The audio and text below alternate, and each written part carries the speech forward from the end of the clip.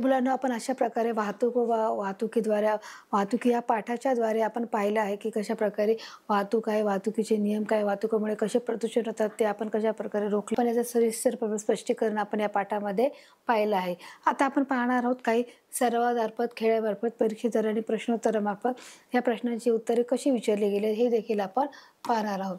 बघूया इथे तुम्हाला काय सांगितले, काही योग्य उत्तरावर तुम्हाला काय करायचं आहे, क्लिक करायचं आहे. चूक काय दिले ते तुम्हाला की दोन ऑप्शन दिले, त्या पर्याय दिले, त्या पर्यायावर काय करायचं आहे, क्लिक करायचं आहे.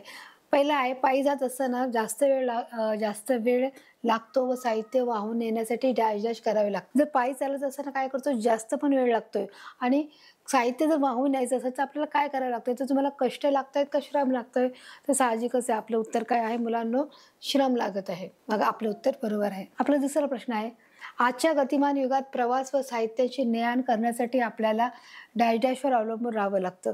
जर आपल्याला जर साधन एका ठिकाणी दुसऱ्या ठिकाणी जर घेऊन जायचं असेल तर आपल्याला कोणत्या गोष्टीची गरज लागणार आहे, तर तुम्हाला दोन पर्याय दिले आहेत. एक साधनावर दिला आहे आणि एक गोष्टीवर दिला आहे. तर साहजिकच आहे आपलं उत्तर काय असणार आहे मुलांनो, साधनावर. आपला तिसरा प्रश्न आहे बघा, विविध वस्तू सहज उपलब्ध होऊन लोकांचे डॅश डॅश सुधारते. आपल्या जीवनातल्या जीवनावश्यक ज्या वस्तू आहेत त्या काय होतं, आपल्याला सहज काय झाल्या उपलब्ध आहे आणि त्याच्यामुळे आपलं काय झालं आहे, जी सुधारणा आहे ती कशी झाली आहे. तुम्हाला दोन पर्याय दिले, एक राहणीमान आणि दुसरं आहे जीवनमान.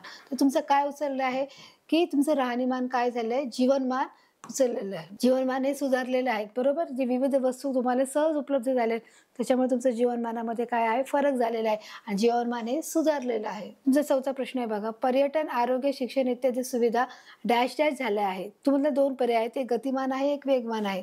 तर आपलं उत्तर काय असणार आहे मुलांनो, अगदी बरोबर आहे. आपलं उत्तर काय आहे, गतिमान झाले आहेत. पर्यटन, आरोग्य, शिक्षण आहे, तर ह्या सर्व ज्या सेवा आहेत त्या काय झाल्या, या सर्व गोष्टीचा अवेअरनेस या समाजामध्ये झालेला आहे, जागरूकता निर्माण केलेली आहे आणि ते सहज हरेक घरामध्ये, हरेक भागामध्ये त्या गोष्टी पोहोचवल्या जातात की पर्यटन महत्वाचं काय, आरोग्य का महत्वाचं आहे, शिक्षण का महत्वाचं आहे, या सगळ्या गोष्टी पोहोचलेल्या आहेत. आता बघा इथे काय सांगितलंय, धुरावाटे, कार्बन, शिसे याचे डॅश डॅश बाहेर पडतात व हवेत मिसळतात. धुरावाटे, कार्बन आणि शिसे बाहेर पडतात. मग ते कशा, म्हणजे ते कण जे असतात ते कसे असतात. तुम्हाला दोन पर्याय दिले आहेत, एक मोठे कण का सूक्ष्म कण.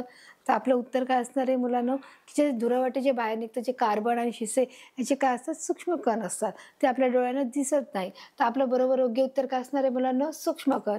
म्हणून आपण योग्य उत्तरावर क्लिक करणार आहोत. आपला पुढचा प्रश्न आहे, वन प्रदेशातून वाहनाची वर्दळ वाढल्यास तेथील प्राणी व वनस्पती अशा अधिवासास बाधा पोहोचते व त्या प्रदेशातील वन्यजीव डॅश डॅश होऊ लागतात. काय होऊ लागतात, दोन तुम्हाला पर्याय दिले आहेत, एक स्थलांतरित का विस्थापित.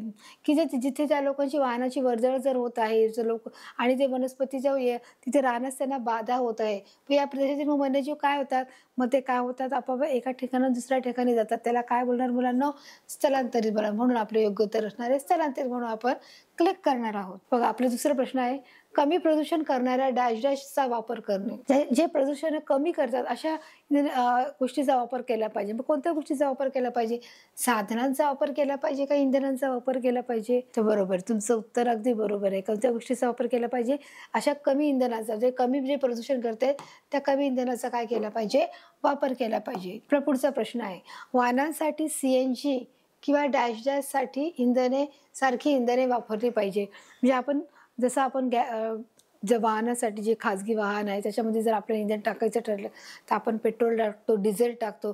त्याचप्रमाणे मग आपण काय टाकू शकतो, LPG टाकतो आणि CNG पण टाकतो. तर मग दुसरं काय टाकायला पाहिजे, LPG टाकायला पाहिजे का तर LGP टाकायला पाहिजे. तर आपलं उत्तर काय आहे, LPG. बरोबर, आपलं उत्तर योग्य उत्तरावर क्लिक करणार आहोत. आता बघा इथे काय दिलं आहे, आपले पर्यावरण संवेदनशील असते त्यामुळे प्रदूषणाचे डॅश डॅश परिणाम होतात. आपले पर्यावरण काय आहे, संवेदनशील आहे आणि म्हणून त्यामुळे प्रदूषणाचा त्याच्यावर काय होतं, विस्थापित परिणाम होतो. मग आपलं काय होतं, दोन ऑप्शन आहेत, एक वाईट आणि एक विघातक. तर आपलं बरोबर उत्तर काय असणार आहे, त्याच्यावर काय होतात, विघातक परिणाम होतात आणि म्हणून आपण योग्य उत्तरावर क्लिक करणार आहोत. बघा प्रश्न दुसरा आहे, इंधनाच्या ज्वलनामुळे वाहनातून सातत्याने डॅश डॅश व काही विषारू वायू सोडले जातात. काय वायू सोडले, इंधनाच्या ज्वलनामुळे कोणत्या गोष्टी सोडल्या जातात. तुम्हाला दोन पर्याय दिले, धूर सोडला जातो का पाणी सोडलं जातं. जे वाहन आहे त्या वाहनामधून तुम्हाला काय सोडलं जातं, तर दोन पर्याय आहेत, धूर आहे का पाणी आहे. तर आपलं अचूक उत्तर काय असणार आहे मुलांना, बरोबर की साहजिकच आहे, धूर सोडला जातो. इंधनाच्या ज्वलनामुळे वाहनातून सातत्याने धूर व काही विषारू वायू सोडले जातात. तर अशा प्रकारे आपण सर्वांमार्फत प्रश्न पाहिले. आता आपण खेळामार्फत देखील प्रश्न पाहणार आहोत. बघा, इथे पहिला प्रश्न विचारले, वाहनाचा वापर केल्यामुळे वेळेची व डॅश डॅश बचत होते. वाहनाचा जर वापर केल्यामुळे वेळेची आणि कसली बचत होते? तुम्हाला 4 पर्याय दिले आहे. श्रमाची, वस्तूची, पाण्याची आणि शरीराची. तर वस्तूची बचत होऊ शकते का? तर अजिबातच नाही. पाण्याची बचत वाहनाचा आणि पाण्याचा संबंधच नाही. शरीराचा काय संबंध आहे की आपण त्या गाडीत बसून जातो, पण ती कशी बचत होणार आहे? तर काय होतं इथे दिले तुम्हाला दिले इथे श्रमाची व वाहनाचा वापर केल्यामुळे वेळेचीही बचत होते आणि आपल्या श्रमाचीही बचत होते. म्हणून आपलं योग्य उत्तर असणार आहे श्रम आणि म्हणून आपण योग्य उत्तरावर काय करणार आहोत? क्लिक करणार आहोत. आपला दुसरा प्रश्न आहे, स्वयंचलित वाहनासाठी डायडाचा वापर करावा लागतो. जे स्वतःचं जे खाजगी वाहन आहे, जे आपली गाडी आहे, त्या गाडीच्या वाहनासाठी डायडाचा वापर करावा लागतो. मग त्या गाडीमध्ये काय टाकावं लागतं ते तुम्हाला विचारलंय. तर तुम्हाला 4 पर्याय दिलेत. एक अन्नाचा, पाण्याचा, इंधनाचा का कापडाचा. तर आपलं बरोबर उत्तर काय असणार आहे? अन्न. आपण त्या गाडीमध्ये अन्न टाकू शकतो का? तर बिलकुल नाही. पाणी टाकू शकतो का? पाणीवर गाडी चालते का? तर अजिबात नाही.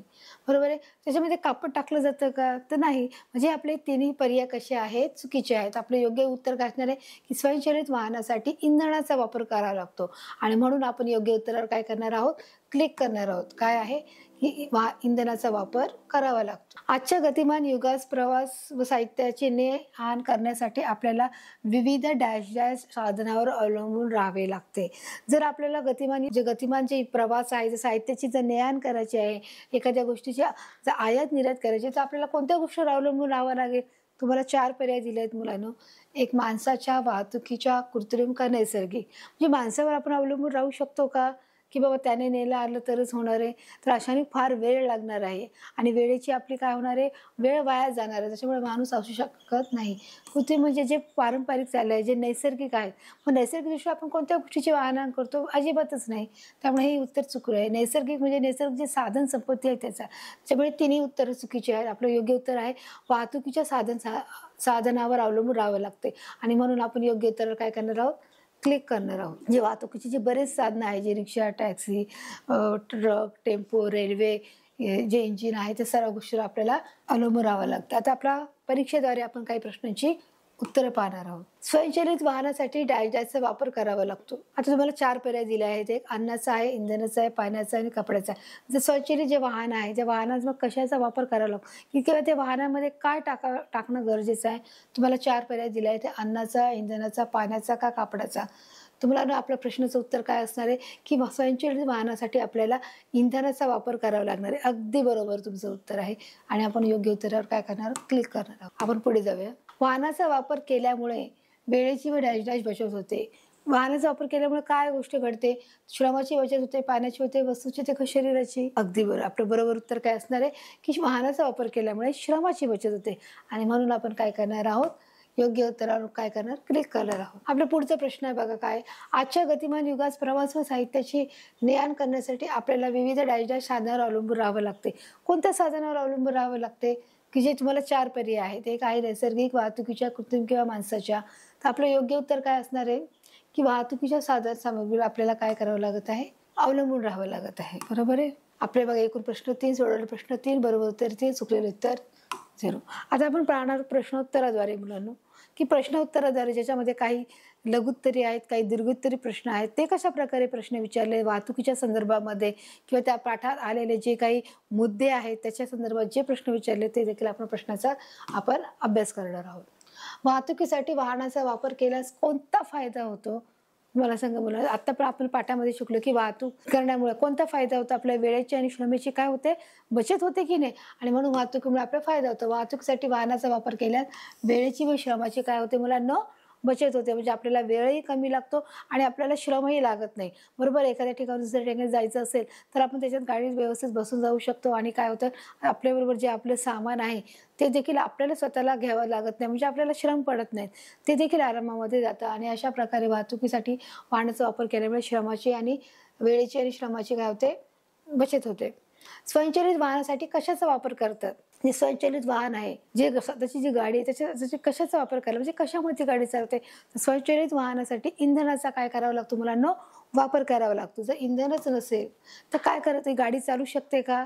नाही. तर त्याच्यामध्ये तुम्हाला काहीतरी टाकावं लागेल, तुम्हाला डिझेल टाकावं लागेल, पेट्रोल टाकावं लागेल, तुम्हाला CNG टाकावं लागेल, LPG टाकावं लागेल, तरच ती काय होणार आहे मुलांनो, गाडी चालणार आहे. आता अन्यथा ती गाडी चालेल का?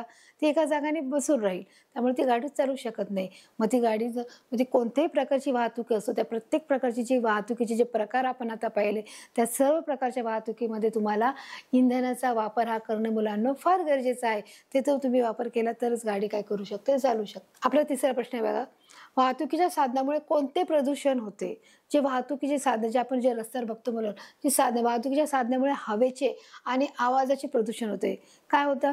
जे हवा येते म्हणजे हवेचे आणि आवाजाचे काय होते? प्रदूषण होते. की हवेमार्फत काय होतं? प्रदूषण होते आणि आवाजाचं प्रदूषण होतं. की खूप मोठ्या कर्कश आवाजामध्ये काय झालं जातं? जे गाडीचे जे हॉर्न आहेत, जे आवाज आहेत, ते मोठ्या प्रमाणात वाजवले जातात आणि अशामुळे जे आजारी आहेत त्या सर्व लोकांना, जे लहान मुलं आहेत त्यांना, जे वयस्कर आहेत, जे वृद्ध आहेत, त्या सर्व व्यक्तींना काय होऊ शकतो? त्रास होऊ शकतो. तर अशामुळे हवेमार्फत आणि आवाजामार्फत काय होऊ शकतं? प्रदूषण होऊ शकतं. आजच्या गतिमान युगात प्रवास व साहित्याची ने-आण करण्यासाठी आपल्याला कशावर अवलंबून राहावे लागते? अगदी सोपा आहे प्रश्न. प्रश्न जरी मोठा दिसत असला तरी त्याचं उत्तर अगदी छोटं आहे, की आताच्या युगामध्ये जर वाहतुकीचे ने-आण करण्यासाठी आपल्याला कोणत्या साधनावर अवलंबून राहावं लागतं? तर याचं उत्तर अगदी सोपं, विविध साधन सामुग्री म्हणजे विविध जेवढे आहेत, जे साधनं आहेत, ते सर्व साधन सामुग्रीवर आपल्याला अवलंबून राहणं गरजेचं आहे. आजच्या गतिमान युगात प्रवास व साहित्याची ने-आण करण्यासाठी आपल्याला विविध म्हणजे जे सर्व प्रकार आहेत, त्या सर्व साधनांवर आपल्याला अवलंबून राहावं लागतंय. वाहतुकीचे फायदे कोणते?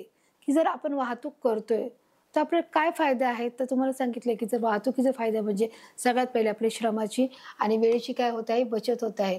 बघा, वाहतुकीचे अनेक फायदे आहेत, ते पुढीलप्रमाणे आहेत.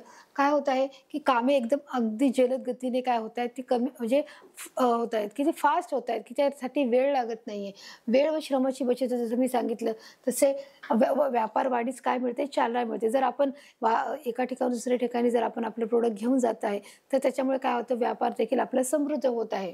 जगातील विविध प्रदेश वाहतुकीच्या सोयीमुळे एकमेकांशी जोडले गेलेले आहेत, की जे हर एक प्रदेशाच्या वाहतुकीच्या सोयीमुळे काय झाले?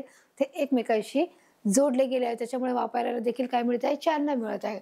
तसेच बघा, जागतिक स्तरावर देखील वस्तूंची वाहतूक सहज व सोपी झाली. जागतिक स्तरावर देखील वाहतूक काय झाली आहे?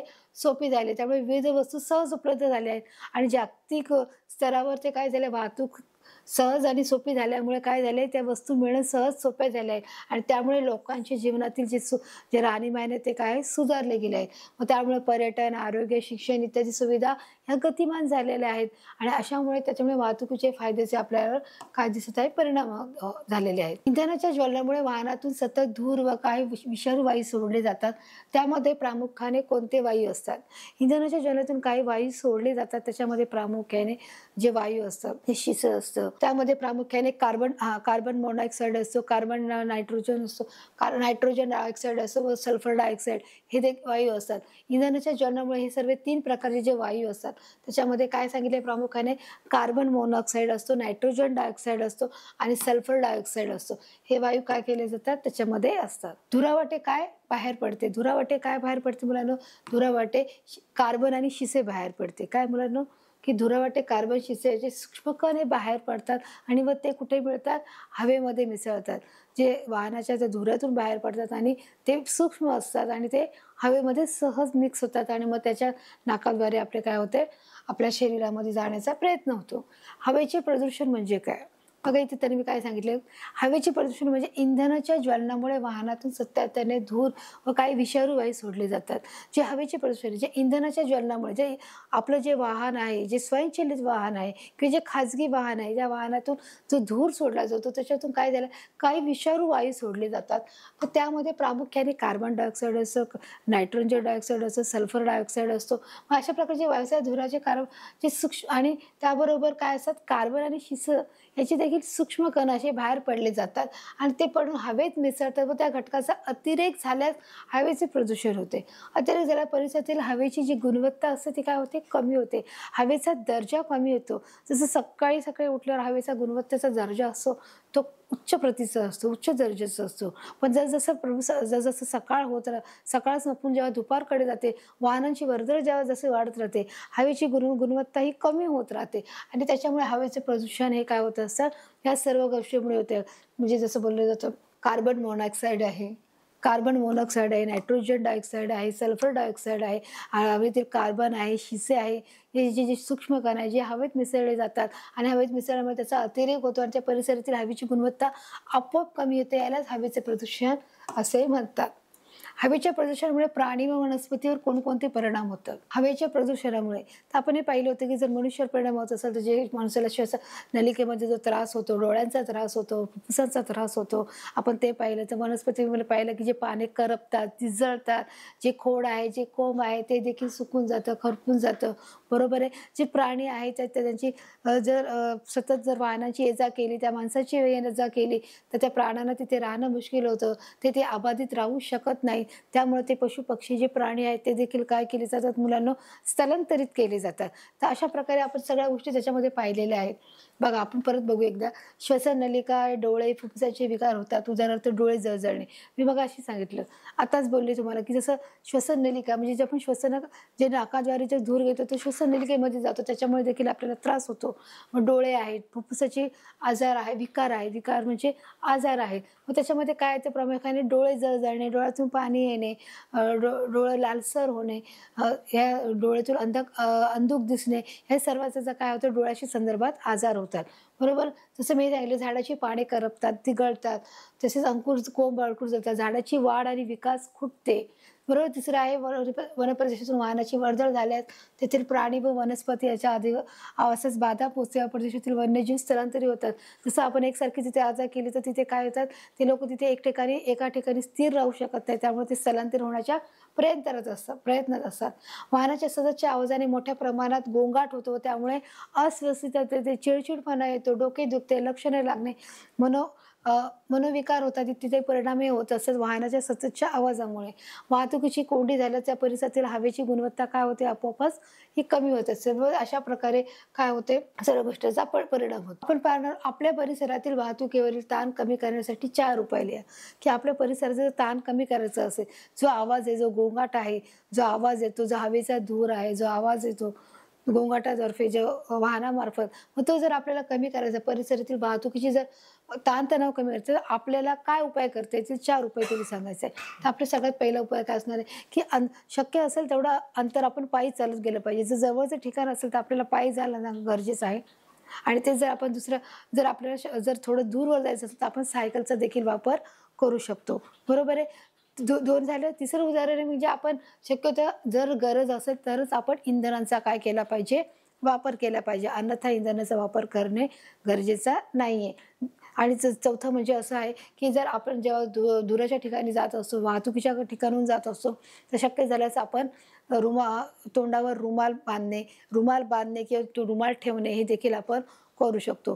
5वं म्हणजे की आपण जेव्हा शक्यतो आपण आपल्या गाडीने न जाता, स्वतःच्या गाडीने जाता किंवा स्वयंचलित गाडी न जाता शक्यतो सार्वजनिक सेवेचा आपण वापर करणं हा देखील गरजेचा आहे. त्याच्यामुळे देखील काय होतं, मुलांना इंधनाची बचत होत असते. हे देखील आपण उपाय करून बघायला हरकत नाही. मी ते बघा त्यांनी 2च उपाय सांगितले. जवळच्या अंतरासाठी पायी जाणे, तर थोड्या दूर जाण्यासाठी सायकल वापरणे.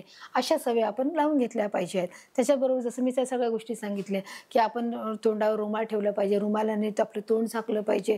त्याचप्रमाणे शक्य पाहिजे असेल तर आपण इंधन हे आपण न वापरता शक्य असेल तरच आपण गाडीचा वापर करायचा. गरज आहे, चला बाबा खूप लांबच्या ठिकाणी जायचं, तरच आपण गाडीचा आपल्या वैयक्तिक गाडीचा वापर करणं गरजेचं आहे. शक्यतो आपण सार्वजनिक गाडीचा वापर केला पाहिजे. सार्वजनिक सेवा सुविधांचा वापर करणं हे गरजेचं आहे. अशा प्रकारे आपण परिसरातील वाहतुकीवरील ताणतणाव कमी करण्यासाठी देखील हे उपाय मुलांना आपण पाहिले. तर अशा प्रकारे मुलांना मला सांगितलं की वाहतूक म्हणजे काय, वाहतुकीचे परिणाम काय, वाहतुकीमध्ये होणारे जे दुष्परिणाम आहे, जे चांगले फायदे काय, तोटे काय, किंवा कशा प्रकारे वाहतूक होते, कशा प्रकारे हवेचं प्रदूषण होतं, त्या हवेच्या प्रदूषणामुळे कशा प्रकारे प्राणी, वनस्पती, मनुष्य जे सर्व व्यक्ती आहेत त्यावर कशा प्रकारे त्याचा परिणाम होतो, कसा ताणतणाव होतो, कसे मानसिक आजार होतात, मनोविकार होतात आणि ते कसे प्रत्येक व्यक्तीला ते बाधतात, ते मनुष्यावर काय परिणाम होतात की त्याचे जे श्वसन नलिका आहे, जे त्याच्या डोळ्यामध्ये जे त्रास होतो, त्याच्या फुफ्फुसात त्रास होतो, म्हणजे डोळ्यांची जळजळ होते, आग होते, पाणी येणं, हे सगळ्या गोष्टी त्याच्यामध्ये घडतात. तसं वनस्पती पाण्यात गळतात, ती जळतात, ती करपतात, ती कोंबे आणि पाडे खुटतात. तसेच झाडांची वाढ ही देखील, विकास देखील हा खुटतो. तसे प्राणी देखील स्थलांतरित करतात. ह्या सर्व गोष्टी आपण तिथे पाहिल्या आहेत आणि कशाप्रकारे त्याच्यावर आपण उपाय देखील केला पाहिजे प्रदूषणावर, ते देखील पाहिले. कोणत्या प्रदूषणाद्वारे carbon dioxide, nitrogen dioxide, sulphur dioxide ह्या सर्व गोष्टीमुळे कसा हवेमध्ये त्याचा प्रसार होतो आणि कसं प्रकारे प्रदूषण घडतं हे देखील आपण पाहिलं. त्याच्यावर उपाय आपण काय केलं पाहिजे. शक्य असेल तर आपण पायी चालत जाणे, जर जमलं तर जर थोडं लांब अंतर असेल तर सायकलवर जाणे. जर आपण इंधनातून जर गाडीतून जात असेल तर त्याच्यानं आपण जर धूर जात असेल तर नाकावर आपण रुमाल ठेवणे किंवा नाकावर रुमाल बांधणे, ह्या देखील आपण गोष्टी करू शकतो. शक्यतो सार्वजनिक जी सेवा आपल्याला पुरवली गेली, सार्वजनिक सुविधांचा वापर करणे, या सर्व पाठाचा अभ्यास आपण वाहतूक या पाठातून केला आहोत. त्याचप्रमाणे आपण सराव, खेळ परीक्षा आणि प्रश्नोत्तरे ह्या देखील प्रश्नांची उत्तरे अगदी सहज आणि सोप्या पद्धतीने देखील आपण घेतली आणि त्याचं देखील स्पष्टीकरण केले की का अशा गोष्टी होतात. ह्या देखील सर्व घटकांचा अभ्यास आपण या पाठामध्ये घेतलेला आहोत. मुलांना, मला वाटतं हा पाठ तुम्हाला नक्कीच समजला असेल. भेटूया आपण पुढल्या भागामध्ये. नमस्कार.